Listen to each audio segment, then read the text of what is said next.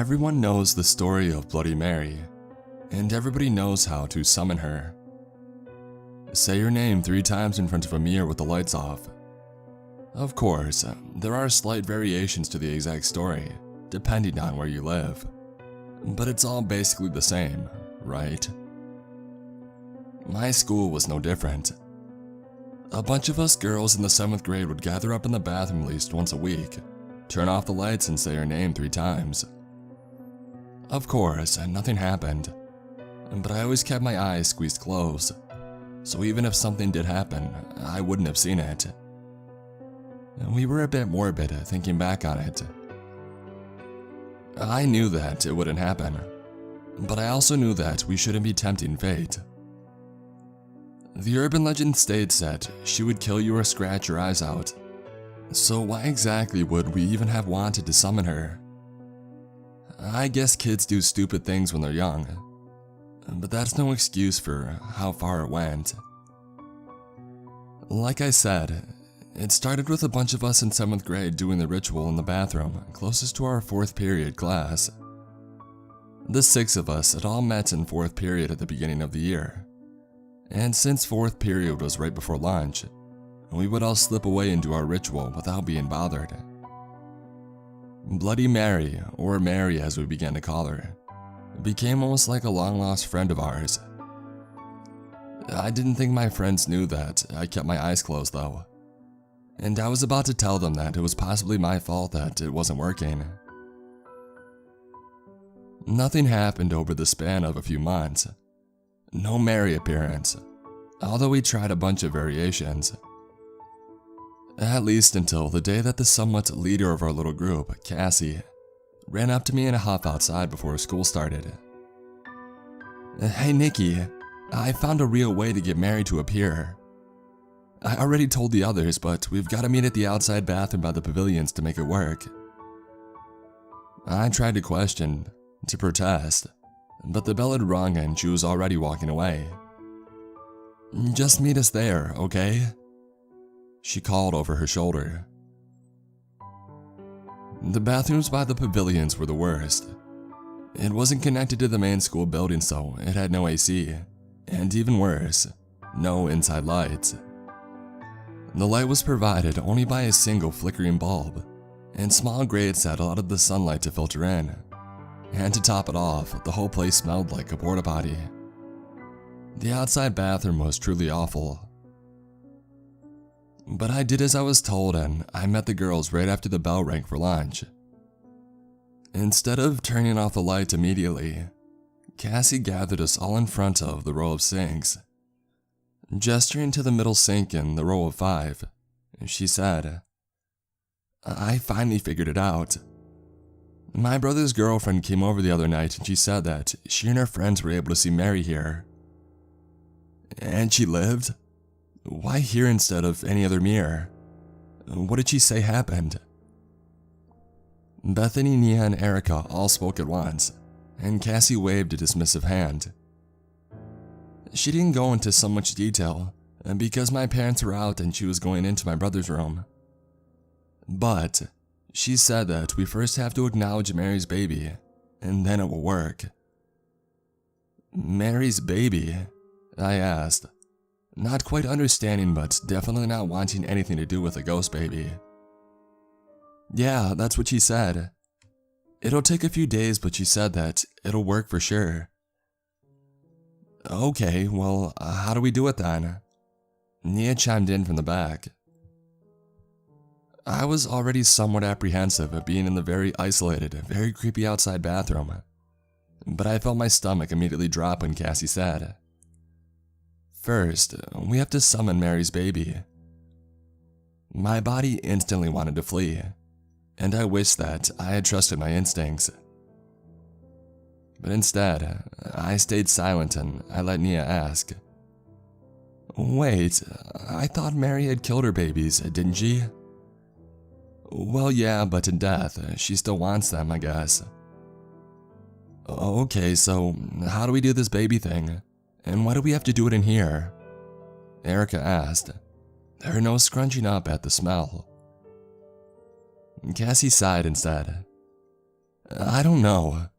Tyler's girlfriend said something about the baby being born prematurely and being stuffed down the sink without anybody knowing. Bethany opened her mouth to say something, but Cassie continued. I know, okay. I know that it sounds dumb, but she said that it worked. And what we've been doing hasn't, so we can at least try it, okay? We all shrugged in agreement, and after looking at each of us directly, Cassie began again. Okay, so first, we have to have the water on, cold water only. She turned on the tap and then pointed to Bethany, who was closest to the door. And then locked the door and turned the light off. When Bethany did so, Cassie instructed us all to gather in front of the dirty mirror above the running middle sink. Okay, now hold your arms like you're holding a little baby. Look straight into the mirror and rock your arms back and forth, while I say the words. We should feel the weight in our arms, and then we have to release it over the sink like Mary did. Is everybody ready? She looked at our glared reflections in the mirror, gave a nod in response to our own nods, and began to recite. Baby blue, your mommy's gone away. Baby blue,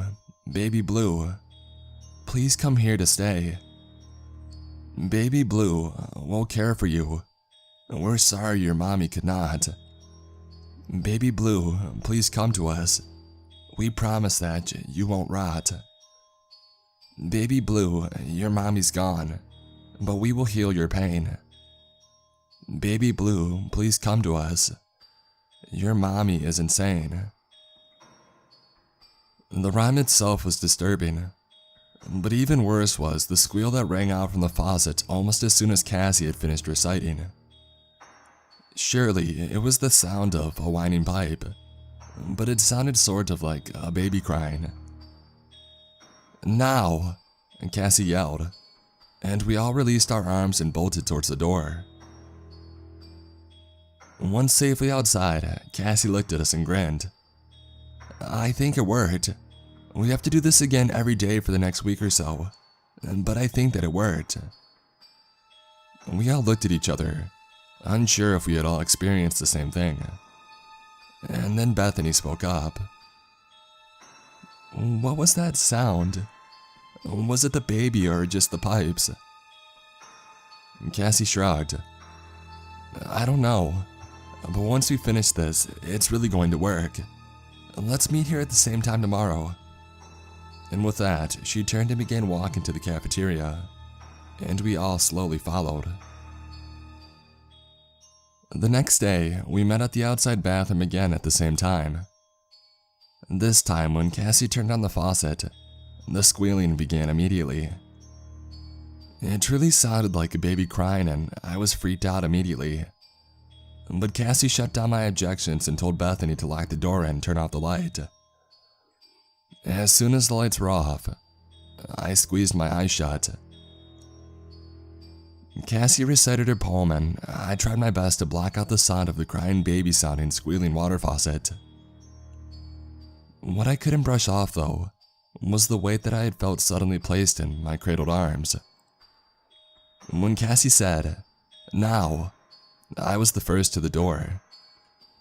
I tried to ask the other girls about it later, but none of them would honestly answer whether or not the pipe sounded like a crying baby, or if any of them had felt the weight in their arms. We repeated this for the next few days, but I no longer cradled my arms. I may have imagined it, but I did not want to feel that weight again. After Friday's ritual, Cassie grinned at us all and said, "Monday should be the final one. We'll finally see Mary." We all talked over the phone during the weekend, but Erica was the only one who felt anything similar to the apprehension that I did. She didn't tell the others though, only me. So when Monday came around, I guessed that I wasn't the only one feeling the growing dread in the pit of my stomach. The clock ticked by and the anxiety grew worse until it was finally time. I felt like I was going to vomit, We all met up at the bathroom and followed Cassie in. Her confidence seemed to spread throughout us, and while it did help a bit, it felt like the other girls had gotten the majority of it.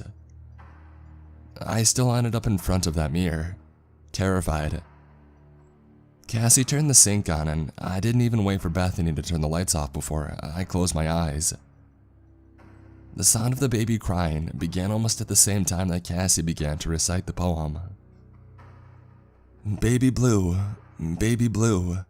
your mommy's gone away. Baby blue, please come here to stay. Baby blue, we'll care for you. We're sorry that your mommy could not. Baby blue, please come to us. We promise that you won't rot.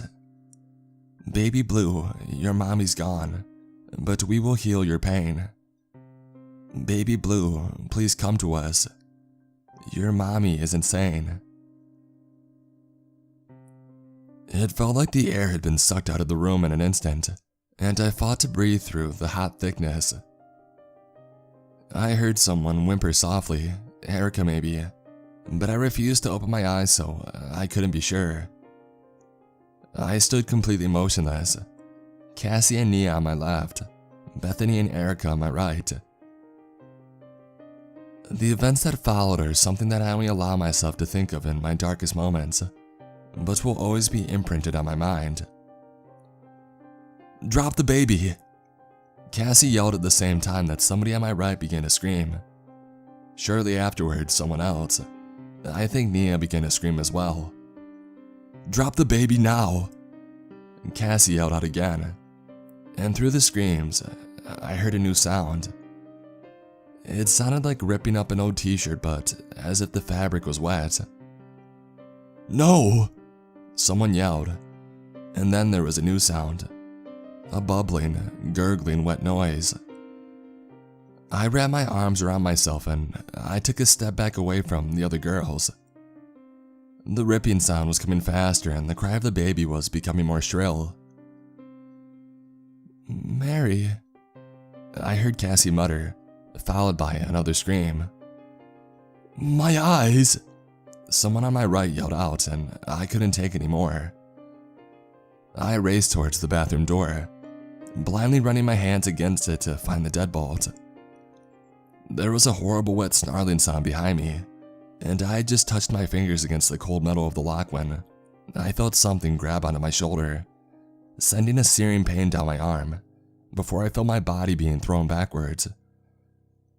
I must have hit my head because I passed out soon afterwards. I woke up in the hospital with my parents by my side, and we were soon joined by police officers who wanted to talk to me about what had happened. My father tried to protest. She's been unconscious for 5 days and she's obviously been traumatized. Can't this wait? Sir, I understand that this is troubling, but how would you feel if you were the father of one of the other girls? Please, sir, she may be able to provide crucial answers to all of this. My father stepped aside with a sigh and let one of the officers approach my hospital bed. Hi, Nikki, he said with a soft smile. I need to ask you about what went on in the bathroom, about what happened with you and your friends. Do you think that you can do that for me? I nodded slightly before asking. Did something happen to my friends? Are they okay? The officer's eyes briefly darted away from me and I continued. You aren't going to believe me when I tell you. And I didn't see anything anyways because my eyes were kept shut the entire time. I really truly didn't see anything. I promise. I only heard things. The warm smile continued and he said, It's okay, Nikki. Just tell me everything that you heard.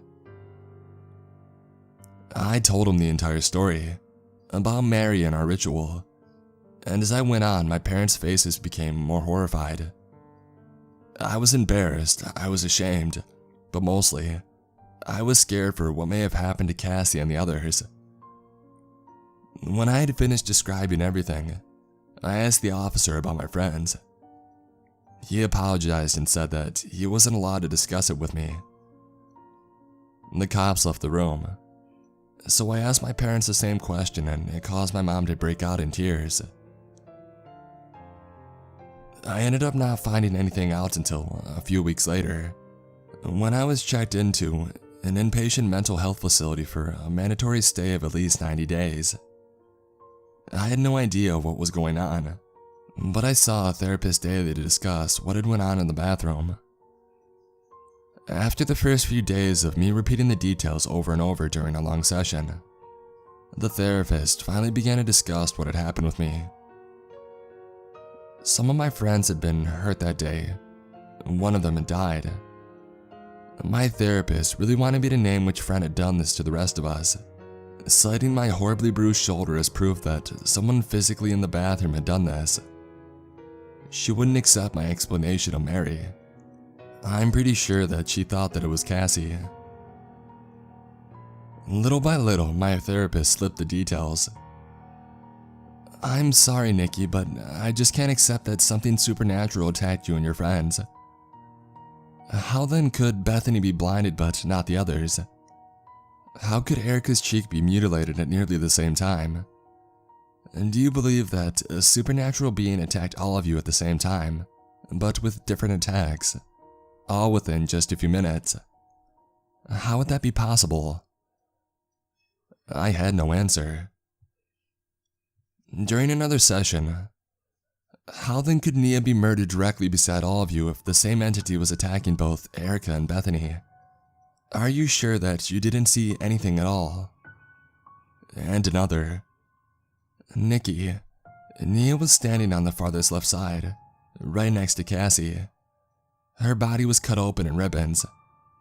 You had your eyes closed the entire time, as you've said many times.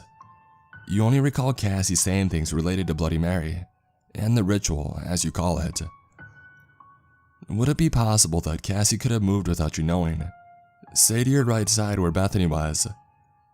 Is it possible that Cassie had something sharp, like a pair of scissors, something to cut both Nia and Bethany?